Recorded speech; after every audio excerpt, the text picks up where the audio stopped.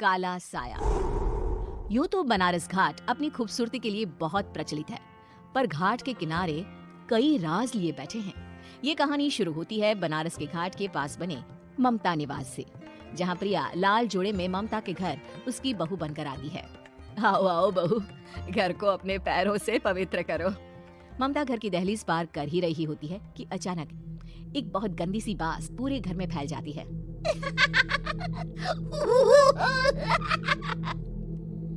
ये बदबू और ये आवाजें, ये कौन हंस रहा है माँ? अब ये पड़ोसी ना हमारे थोड़े अलग से है।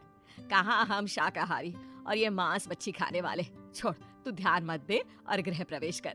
और हाँ बहू, अपनी सास की एक बात हमेशा याद रखना, इन पड़ोसियों से तो कभी बात नहीं करेगी। अच्छे लोग नहीं है ये। अपनी सास की ये बात मानेगी ना बेटा? हाँ माँ, जो आपकी मर्जी, मैं उनसे बात नहीं करूंगी। अगले दिन प्रिया अपनी पहली रसोई बनाने रसोई घर में जाती है। ये छोटी बात तो नाक में जा रही है।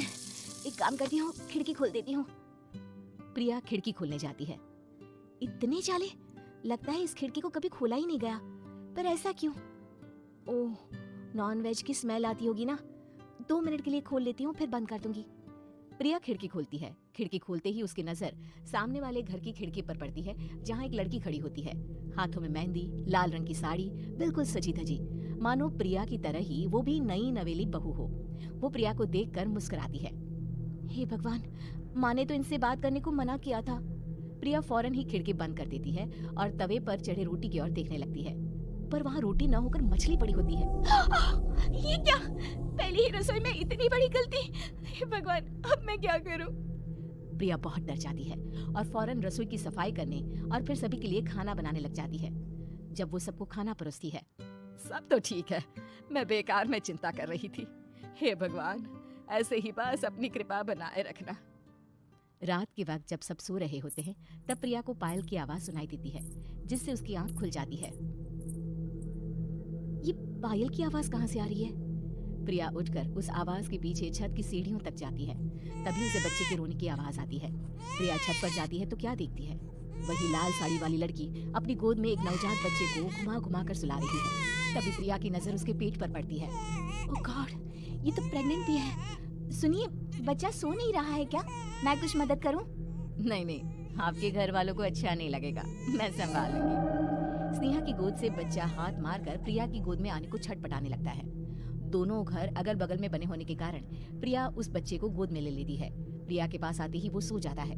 बच्चे का वो स्पर्श रात भर प्रिया भूल नहीं पाती और अगली सुबह वो छत पर कपड़े सुखा रही होती है। तभी उसे एक औरत इशारा करके बुलाती है। स्नेहा कह रही थी बाबू तुम्हारी गोद में आते ही सो गया।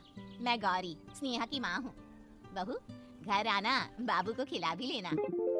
शाम को जब घर पर कोई नहीं रहता, बच्चे से मिलने के लिए प्रिया छिपकर अपनी पड़ोसन के घर चली जाती है और कुछ देर बच्चे को खिलाकर वापस लौट आती है। इसके कुछ दिन बाद ही प्रिया को पता चलता है कि वो माँ बनने वाली है। ममता की खुशी का ठिकाना नहीं रहता। माँ जी, पता नहीं क्यों उल्टी आ रही है। प्रिया भागती हुई वॉशरूम में जाती है तो हरे और लाल रंग की उल्टी करती है। उस उल्टी में से कीड़े निकलते हैं। ये क्या? खून और ये कीड़े! माँ! माँ! प्रिया की आवाज सुनकर ममता दौड़ कर आती है, पर बेसिन में कुछ नहीं होता। प्रिया हक्की बक्की रह जाती है। ये सब क्या हो रहा है? प्रिया घबरा जाती है और अपने कमरे में जाकर सो जाती है। डर के कारण वो इतनी थक जाती है कि उसकी आंख लग जाती है। तब उसे ऐसा लगता है उसके पेट पर मानो कोई बैठा हुआ हो। कौन हो? प्रिया के पेट पर एक 5 महीने की बच्ची बैठी हुई थी, जो बुरी तरह जली हुई थी। माँ, तुम ही मुझे लाई ना अपने पेट में? मैं तुम्हारी माँ नहीं हूँ। कौन हो तुम?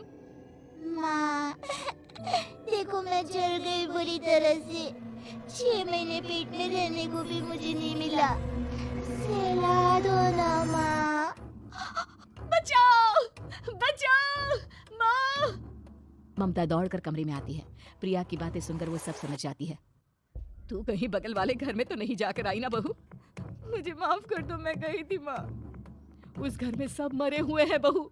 कई साल पहले स्नेहा उस घर में बहू बनकर आई थी। कुछ ही दिन में वो एक बच्चे को जन्म देने वाली थी। पूरा घर बच्चे के आने की खुशी में खोया था कि एक दिन अचानक उस घर में आग लग गई। सब बुरी तरह जलकर मर गए। गौरी आज भी दादी बनने का इंतजार कर रही है और इसीलिए स्नेहा ने अपना अजन्मा बच्चा तुम्हारी कोख में डाल दिया। ममता ये कह रही होती है कि पीछे से उसके पैरों को एक बच्चा पकड़ लेता है। दादी दादी। माँ, स्नेहा की गोद में यही बच्चा था। ये बच्चा कौन है फिर? तेरी मौत है। तेरी भी दादी। जिस चीज का ममता को डर था वही हो गया। ममता निवास के ऊपर मौत ने चादर बिछा दी थी। प्रिया का पेट ऐसे बढ़ जाता है मानो 9 महीने का हो। 2 हाथ उसके पेट से बाहर निकलते हैं। बहू, संतोष को फोन कर, किसी पंडित जी को बुला बहू। प्रिया का पति भागता हुआ घर आता है। ये तो होना ही था माँ। तेरा बाप तेरे सामने आ गया तो तू सह नहीं पा रही है। स्नेहा घर में आग लगी नहीं थी, माँ ने लगाई थी, प्रॉपर्टी की लालच में। और वो बच्चा मेरी पहली पत्नी का बच्चा है, मेरा बेटा, जो कि उस आग की चपेट का शिकार हो गया था। मैंने तुमसे ये सब माँ के कहने पर छुपाया था। मुझे माफ कर दो प्रिया। तुम अगर चाहो तो यहाँ से जा सकती हो। मैं तुम्हें किसी भी बंधन में रखना नहीं चाहता। मेरी शादी हुई है आपसे, मैं आपको छोड़ नहीं सकती, पर उससे पहले हमें स्नेहा, उसकी माँ और बच्चे की आत्मा की शांति करवानी होगी। संतोष और ममता गौरी के घर जाते हैं। अंदर सब कुछ जला हुआ होता है। जमीन पर जली हुई लाशें बिखरी हुई थी।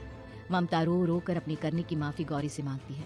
प्रिया स्नेहा के घर वालों का अंतिम संस्कार करवा देती है और ममता निवास फिर से आत्माओं के साए से मुक्त हो जाता है।